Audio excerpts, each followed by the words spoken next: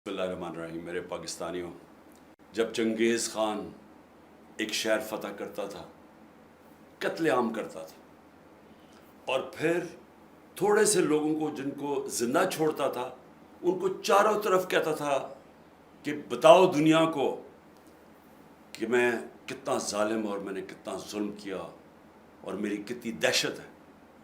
उसके नतीजे से पहले से ही शहर हाथ खड़े कर देते थे लड़े बगैर।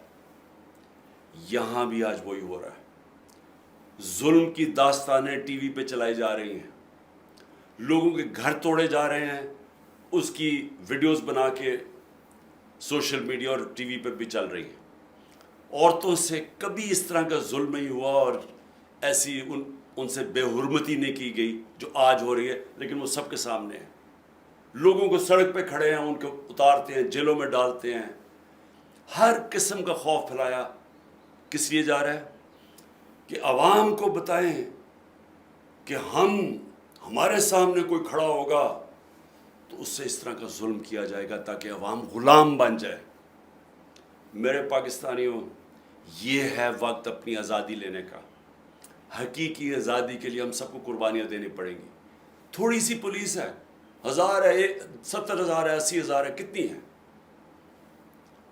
22 करोड़ 23 करोड़ अवाम है।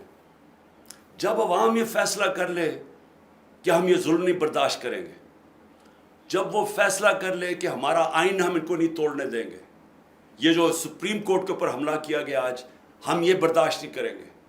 हमें इलेक्शन चाहिए, हमें अपने मुंतखब किए हुए नुमाइंदे चाहिए, हम किन्हीं चोरों के नीचे गुलामी नहीं करेंगे। जिस वक्त अवाम ने फैसला कर लिया, हम आज़ाद हो जाएंगे।